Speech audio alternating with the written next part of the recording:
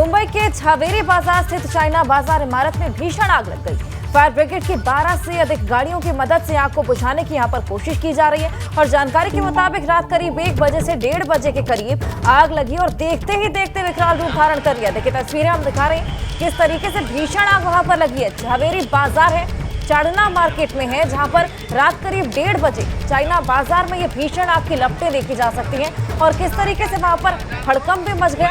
हालांकि राहत की बात रही कि अब तक किसी के घायल या हताहत होने की वहां से खबर सामने नहीं आई है। आग कैसे लगी इसकी जांच लगातार पुलिस और फायर ब्रिगेड की टीम कर रही है। फिलहाल आग पर पूरी तरीके से काबू नहीं पाया गया है। लगातार आग को बुझाने का वहां पर काम जारी है। क्रेन का भी सहारा लिया जा रहा है। इमारत के दूसरे हिस्सों में कूलिंग की प्रक्रिया भी शुरू कर दी गई है। लगातार 12 गाड़ियां फायर ब्रिगेड की वहां पर मौजूद है और इस आग पर काबू पाने की कोशिशें लगातार जारी है। वजह अभी तक साफ नहीं हो पाई है, उसको लेकर बाद में पड़ताल की जाएगी, लेकिन फिलहाल पहली प्रायोरिटी यहां पर आग को बुझाने की है क्योंकि 12 गाड़ियां यहां पर मौजूद हैं। इससे अंदाजा लगाया जा सकता है कि कितनी भीषण आग वहां पर लगी होगी। 1:30 बजे चाइना बाजार में आग लगी, भीषण आग। देखिए किस तरीके से अफरा तफरी का वहां पर माहौल है। लगातार इस आग पर काबू पाने की कोशिशें वहां पर जारी है। मुंबई की तस्वीरें, झावेरी बाजार चाइना मार्केट की तस्वीरें हम आपको दिखा रहे हैं।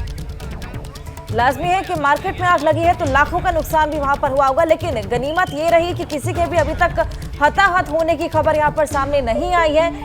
1:30 बजे रात को ये आग लगी है।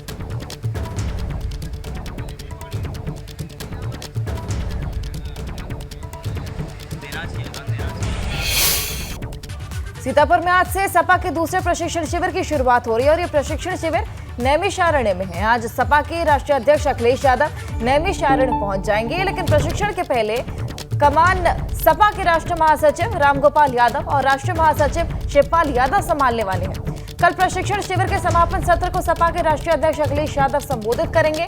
सपा 5000 कार्यकर्ताओं को प्रशिक्षित कर भाजपा से मुकाबला करने के लिए तैयार करने की तैयारी में है। पार्टी का फोकस बूथ तक अपने कार्यकर्ताओं को तैयार करने का है, इसलिए लगातार प्रशिक्षण शिविर आयोजित किए जा रहे हैं। सीतापुर की प्रसिद्ध धार्मिक नगरी नैमिषारण्य में समाजवादी पार्टी का 2 दिवसीय प्रशिक्षण शिविर होने जा रहा है। उसकी तैयारियों को लेकर आप देख सकते हैं समाजवादी पार्टी के सारे नेता मौजूद हैं। पूर्व विधायक रामपाल यादव हमारे साथ हैं, उन्हीं से जानते हैं कि 2 दिवसीय प्रशिक्षण शिविर है। सपा मुखिया अखिलेश यादव जी आ रहे हैं। पहले दिन का सत्र और दूसरे दिन का सत्र क्या रहने वाला है? अरे नेता आ रहे हैं, माननीय शिवपाल यादव आ रहे हैं, प्रोफेसर रामगोपाल यादव आ रहे हैं, अखिलेश जी आ रहे हैं, जब राष्ट्रीय अध्यक्ष जी आ रहे हैं तो सारे नेता आ रहे हैं। तो यानी 2 दिवसीय प्रशिक्षण शिविर में कितने लगभग कार्यकर्ताओं को प्रशिक्षित किया जाएगा? 5000 का लक्ष्य, 5000 कार्यकर्ता पूरे जनपद से आ रहे हैं। तो इसके अलावा यात्रा भी निकाली जानी है? यात्रा वो लोक जनगणना यात्रा का जो चल रहा है वो तो साथ में परमानेंट चल रहा है। आप जानना चाहेंगे कि आप समाजवादी पार्टी की वरिष्ठ नेत्री हैं, क्या कुछ होने वाला है यहाँ पर जो 2 दिवसीय कार्यक्रम है प्रशिक्षण शिविर, कौन कौन रहने वाला है? कार्यकर्ताओं को प्रशिक्षित किया जाएगा कि हम कैसे चुनाव में किस तरह से हम ऐसे लोगों से लड़ें और जिनको हम धराशायी कर सकें, इसका प्रशिक्षण दिया जाएगा। 2 दिवसीय प्रशिक्षण है। माननीय हमारे राष्ट्रीय अध्यक्ष अखिलेश जी आएंगे, प्रोफेसर साहब आएंगे, सभी वरिष्ठ नेता करीब करीब सभी आएंगे। और मिशन रोजगार के तहत मुख्यमंत्री योगी आदित्यनाथ आज प्रदेश में 7000 से ज्यादा एएनएम नर्सों को नियुक्ति पत्र देंगे। कार्यक्रम आज सुबह लोक भवन में 11 बजे होने वाला है। कार्यक्रम में उप मुख्यमंत्री ब्रजेश पाठक मौजूद रहेंगे। उत्तर प्रदेश सरकार लगातार मिशन रोजगार के तहत तमाम सरकारी विभाग में नियुक्ति का पत्र दे रही है और ऐसे में 2024 के लोकसभा चुनाव को लेकर बीजेपी का फोकस युवाओं पर है और ऐसे में अलग अलग विभागों में लंबे समय से जो अटकी नियुक्तियां हैं उनमें भी अब ज्वाइनिंग कराई जा रही है और अब तक 5 लाख से ज्यादा युवाओं को सरकारी नौकरी भी दी जा चुकी है। तो लखनऊ में इस कार्यक्रम का आयोजन होगा जहां पर नियुक्ति पत्र सौंपे जाएंगे और खुद सीएम योगी यहां पर नियुक्ति पत्रों को बांटने वाले हैं और साथ ही लंबे समय से जो खाली पद है उसको लेकर यहां पर ये नियुक्ति पत्र दिए जाएंगे। 7000 नर्स नियुक्ति पत्र उन्हें सौंपे जाएंगे। उत्तराखंड में सरकारी जमीन पर बने धार्मिक स्थलों को तोड़ने की कार्रवाई जारी है और इसी कड़ी में रुद्रपुर में कार्रवाई हुई। किच्छा में सरकारी जमीन पर बनी मजार को खुद मजार संचालक ने ही तोड़ दिया। प्रशासन का कहना है कि पीडब्ल्यूडी और रेलवे की जमीन पर अतिक्रमण करने वालों को नोटिस जारी किए गए हैं और इनमें से कुछ लोग खुद ही सरकारी जमीन से कब्जा छोड़ने लगे। रेलवे के द्वारा नोटिसेज दिए गए हैं, उसमें अतिक्रमण अभियान चलाया गया है और हटाया भी गया है। इसके साथ ही कतिपय जो इंफ्रास्ट्रक्चर है वो खुद भी लोगों के द्वारा उसको रिमूव किया जा रहा है, लेकिन इसमें जो अभियान चला था वो अभी PWD और रेलवे के अभियान पे चला। कॉर्बेट नेशनल पार्क के जंगल सफारी के दौरान सैलानियों की जिप्सी के पीछे एक हाथी ने दौड़ लगा दी। हाथी की दौड़ का ये वीडियो सोशल मीडिया पर वायरल हो रहा है। इस वीडियो में देखा जा सकता है कि सैलानी जंगल से गुजर रही और इसी दौरान एक हाथी गाड़ी के पीछे दौड़ने लगता है। हालांकि गनीमत रही कि ड्राइवर ने गाड़ी को बहुत तेजी से वहां से निकाल लिया। सोचिए अगर गाड़ी में कोई तकनीकी खराबी हो जाती तो ये गाड़ी बंद हो जाती और फिर क्या होता। जाहिर है जंगल सफारी के दौरान जानवर को देखकर कभी भी शोर ना मचाएं, ना ही उसे उकसाने की कोशिश करें। हालांकि अभी तक ये वीडियो की पुष्टि नहीं हो पाई है, जिससे ये पता चल सके कि वीडियो कितना पुराना है और पार्क के किस हिस्से का।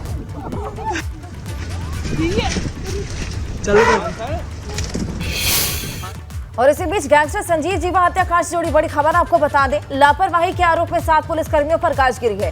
कोर्ट के गेट पर ड्यूटी में तैनात जो 7 पुलिसकर्मी थे उन्हें सस्पेंड कर दिया गया है। असलहा लेकर विजय यादव के कोर्ट में प्रवेश करने पर यह कार्रवाई हुई है।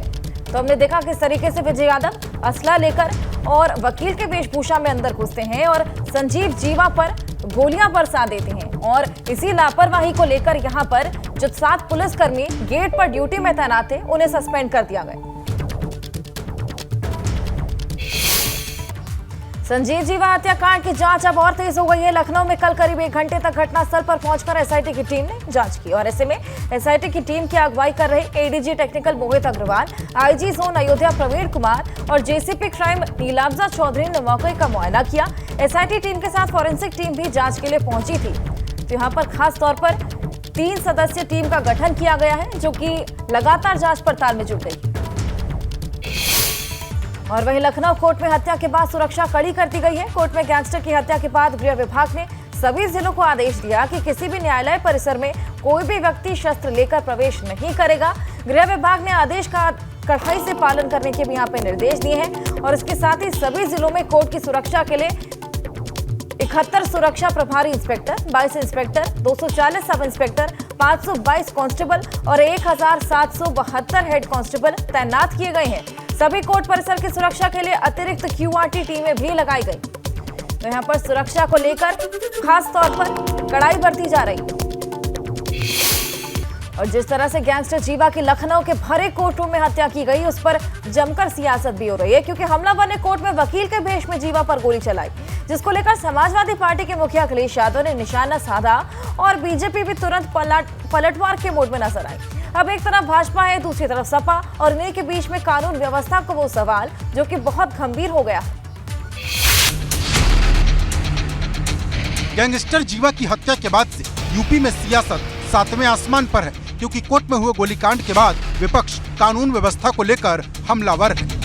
कहीं महिलाएं और बेटियां हैं तो वो लखनऊ में है, पूरे उत्तर प्रदेश में है। हर दिन हमें खबरें मिलती हैं। अब मैं अगर खबरें ये वो हैं जो दिखा सकते हैं आपको, आज की अगर हम दिखाएं पूरे लखनऊ की या पूरे उत्तर प्रदेश की खबरें, क्या ये वही उत्तर प्रदेश है जिसका भारतीय जनता पार्टी दावा करती है? क्या यहाँ पर सबसे ज़्यादा सुरक्षित महिलाएं हैं? क्या ये लोग टिफिन लेकर के निकले हैं? क्या इनको जिले जिले में लॉ एंड ऑर्डर की घटनाएं नहीं पता लग रही? क्या लॉ एंड ऑर्डर है? लेकिन जिस तरह से अखिलेश यादव ने कानून व्यवस्था के मोर्चे पर सरकार को फेल बताया, उससे भाजपा अखिलेश यादव पर पलटवार करने लगी। वहीं डिप्टी सीएम ब्रजेश पाठक और भाजपा सांसद सुब्रत पाठक को अखिलेश की बात बुरी तरह चुभ गई। अखिलेश यादव से कहिएगा अपने गिरेबान में झांके। 17 से पहले उत्तर प्रदेश को अपराधियों का चरागाह बना करके छोड़ा था समाजवादी पार्टी ने। 100 बिल चूहे खा के बिल्ली हज को चली वाली कहावत को चरितार्थ समाजवादी पार्टी कर रही है। क्या जस्टिफाई कर रहा है? बिल्कुल नहीं जस्टिफाई कर रहा हूँ। सभी आपराधिक घटनाओं को गंभीरता से लेता हूँ और कड़ाई से कार्रवाई करूंगा। इसमें जो भी पर्दे के पीछे लोग होंगे उनको छोड़ेंगे नहीं, कड़ी कार्रवाई करेंगे। अब देखो, अब विपक्ष कह रहा है कि मुख्यमंत्री आवास पे इसकी रचना रची गई, ऐसा उन्होंने कहा। अखिलेश जी ने मुझे कोई बता रहा था। तो भाई अगर वो आप सवाल खड़े करोगे तो आपके ऊपर सवाल नहीं खड़े होंगे क्या? तो कुल मिलाकर अखिलेश जी आज उनके सामने अपने आप को बौना महसूस कर रहे हैं। तो हो क्या ये भी एक प्रश्न तो हो ही सकता है, क्या ऐसा तो नहीं कि अखिलेश जी उनकी छवि खराब कराना चाहते हैं, तो इसलिए इस तरीके की घटना घटी। समाजवादी पार्टी इस हत्याकांड को लेकर जहां कानून व्यवस्था का मुद्दा बनाकर सरकार को घेरने में जुटी है, तो वहीं बीजेपी समाजवादी पार्टी पर हमलावर है। बीजेपी साफ तौर पर कह रही है कि दरअसल ऐसे जो माफिया हैं, गुंडे हैं, अपराधी हैं, उन्हें संरक्षण देने का काम सपा की सरकार में हुआ।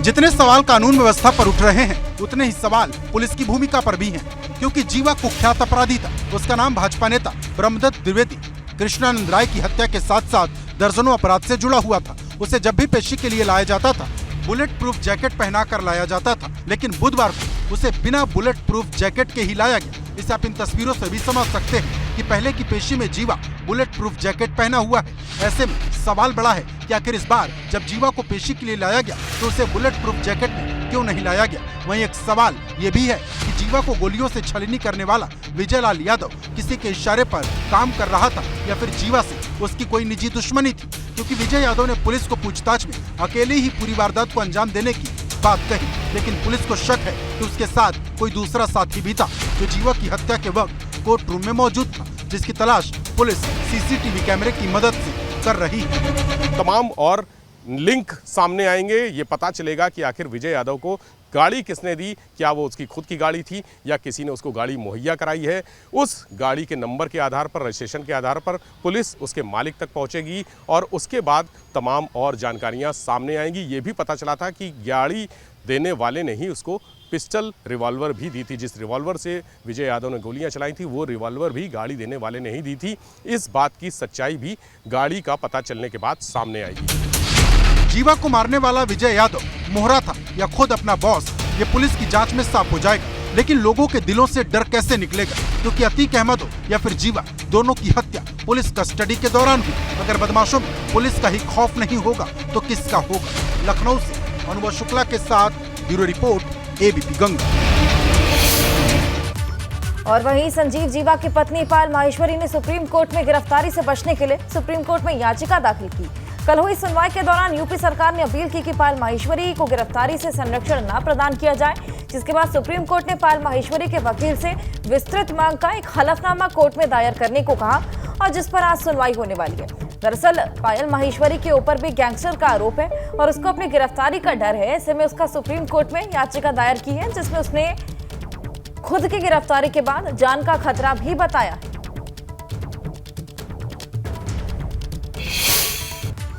और इसी बीच संजीव जीवा हत्याकांड के आरोपी विजय यादव को ट्रॉमा से छुट्टी मिलने के बाद कड़ी सुरक्षा के बीच लखनऊ जेल भेज दिया गया।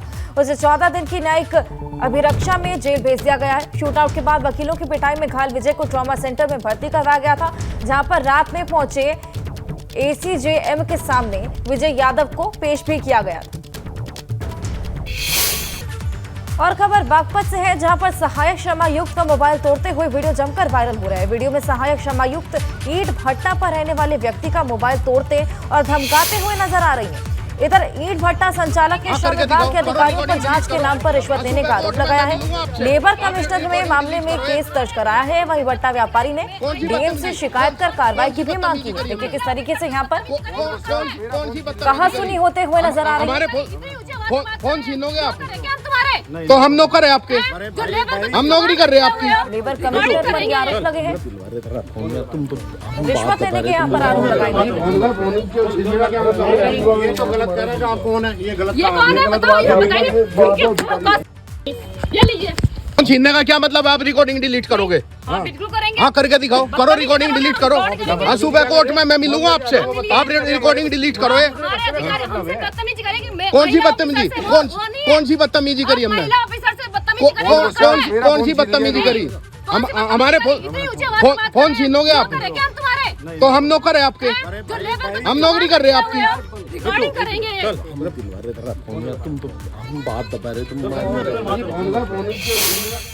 जब मैं पैसे नहीं दे पाया तो 23 तारीख को मैडम ने आकर यहाँ पर गाली गलौज व अभद्रता की और फ़ोन से हमने वीडियो बनानी चाहिए तो हमारा फ़ोन छीनकर तोड़ दिया गया। मेरे खिलाफ फर्जी मुकदमा दर्ज करके मुझे जेल भेजा गया, जहाँ पे जज साहब द्वारा कुछ धाराएं उसमें से काट दी गई जिनका उनके पास कोई साक्ष्य नहीं था। में आगे बढ़ेंगे और बात करेंगे महिला पहलवानों के उस दंगल की जो कि कमजोर होता हुआ नजर आ रहा है, क्योंकि जिस नाबालिग महिला पहलवान ने बृजभूषण सिंह पर यौन शोषण का आरोप लगाया था, उसने यू टर्न ले लिया और अब बृजभूषण पर सिर्फ भेदभाव का आरोप लगाया जा रहा है। इसको लेकर महिला पहलवानों के लिए बड़ा झटका माना जा रहा है, क्योंकि इसी नाबालिग की शिकायत पर महिला पहलवानों ने बृजभूषण के खिलाफ मोर्चा खोला था। महिला पहलवानों को लगा झटका। बृजभूषण को राहत या कमजोर हुई महिला पहलवानों की ताकत। कुश्ती संघ के अध्यक्ष बृजभूषण शरण सिंह की गिरफ्तारी की मांग कर रहे पहलवानों को बड़ा झटका लगा है, क्योंकि जिस नाबालिग पहलवान ने बृजभूषण पर यौन उत्पीड़न का आरोप लगाया था, उसने अपना बयान बदल दिया है। नाबालिग ने बृजभूषण शरण सिंह पर सिर्फ भेदभाव करने की बात कही है। नाबालिग पहलवान के बयान बदलने पर अब बवाल शुरू हो गया है। सबसे पहले विनेश फोगाट ने इस पर चुप्पी तोड़ी। विनेश ने निशाना साधते हुए कहा कि डर और भय के माहौल में क्या बेटियों को इंसाफ मिल पाएगा। लेकिन नाबालिग के यू टर्न लेने के बाद बृजभूषण शरण सिंह को पॉक्सो एक्ट के मोर्चे पर बड़ी राहत मिल सकती है, क्योंकि बृजभूषण पर पॉक्सो एक्ट के तहत मामला दर्ज है। इस बात की पुष्टि खुद नाबालिग महिला पहलवान के पिता ने की है। हालांकि वो अपने बयान से क्यों बदली इन कारणों का स्पष्ट नहीं किया गया है, लेकिन नाबालिग पहलवान के पिता ने साफ तौर पे कहा है, चूंकि उनका भी परिवार है, उनको भी तरह तरह की धमकियां आती रहती है, लिहाजा उनकी बेटी जो पुराने अतीत में दिए बयान थे उससे वो अपने नए बयान पे बदल रही है। यानी कि जो इस तरीके से बृजभूषण शरण सिंह पर यौन शोषण का आरोप नाबालिग महिला पहलवान ने लगाया था, वो अब मजिस्ट्रेट के सामने जाकर के अपने बयानों को बदल दिया है। अब सवाल बड़ा है, नाबालिग और उसके पिता के यू टर्न के बाद क्या महिला पहलवानों की ये लड़ाई आगे बढ़ेगी? क्योंकि पिछले कई महीनों से महिला पहलवानों ने बृजभूषण के खिलाफ मोर्चा खोल रखा है। खाप और किसान संगठनों ने महिला पहलवानों की लड़ाई को अपनी लड़ाई बना ली है, लेकिन जिस तरह से नाबालिग पहलवान ने अपना बयान बदला है, उससे इस लड़ाई का भविष्य क्या होगा ये देखना होगा। एबीपी गंगा के लिए दिल्ली से अविनाश तिवारी के साथ ब्यूरो रिपोर्ट। उत्तराखंड में 2 नई टाउनशिप बसाने की तैयारी हो रही है। इसको लेकर केंद्र की एक टीम जल्द ही उत्तराखंड का दौरा कर सकती है। इसमें से एक टाउनशिप डोईवाला के पास, जबकि दूसरी रुद्रपुर में किच्छा के पास बसाई जा सकती है। तो 2 नई टाउनशिप बनाने की यहां पर तैयारी है और इसके लिए केंद्र की टीम जल्द ही दौरा कर सकती है। आपको बता दें, शहरी विकास विभाग की तरफ से हरी झंडी हालांकि मिल चुकी है, लेकिन केंद्र से 1000 करोड़ की मदद मिलने की यहां पर उम्मीद भी जताई जा रही है।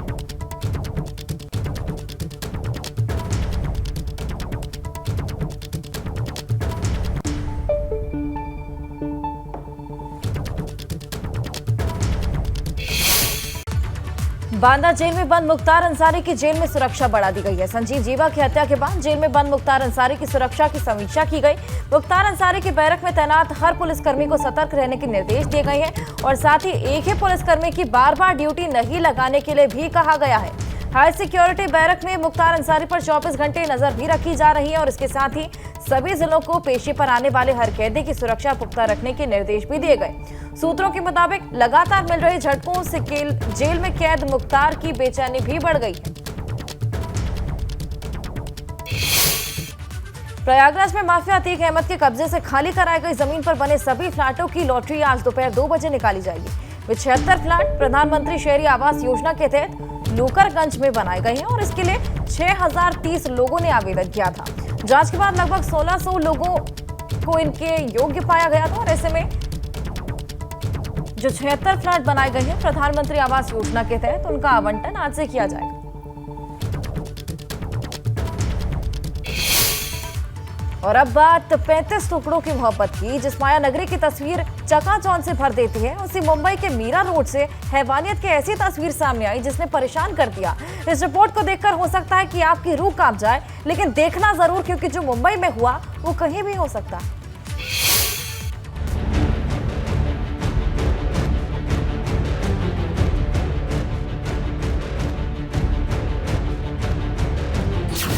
पहले कुकर में उबाला, फिर मिक्सी में पीसा, 35 टुकड़ों की मोहब्बत का पंचनामा। हैवानियत की सारी हद पार, माया नगरी में मोहब्बत तार-तार।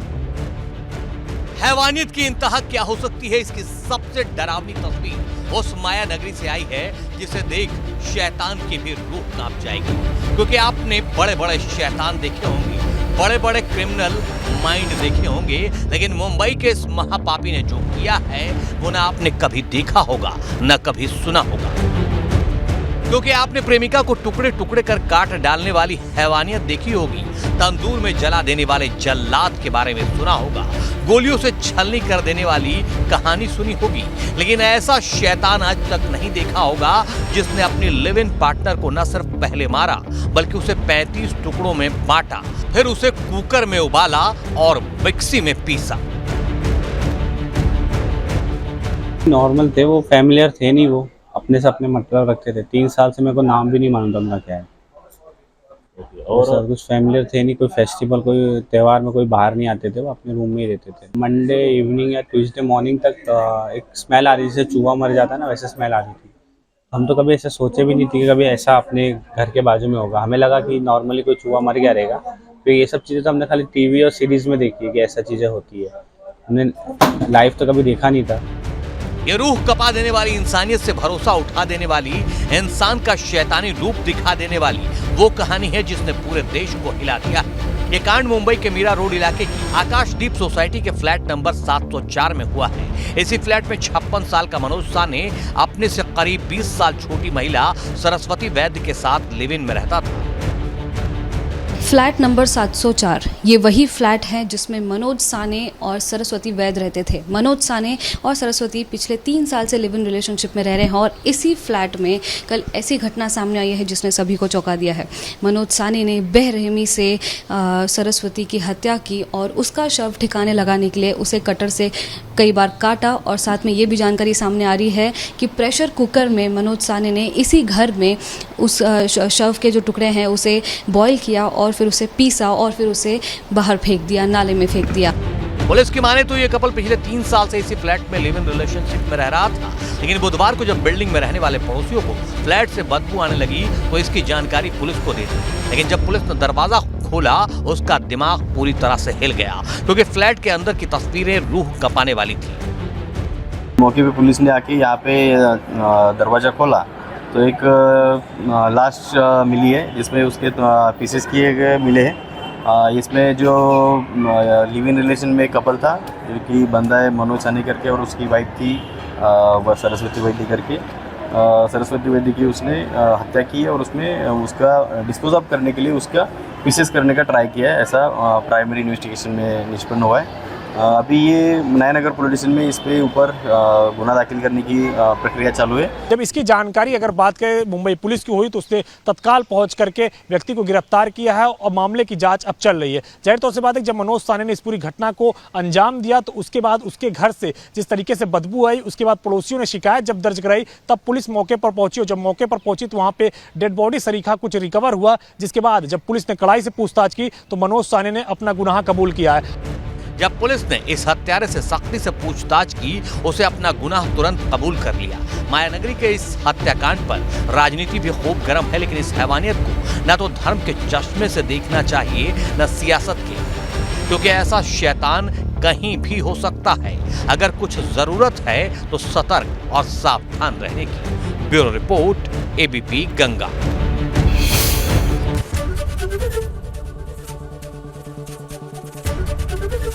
एबीपी गंगा, खबर आपकी, जुबान आपकी।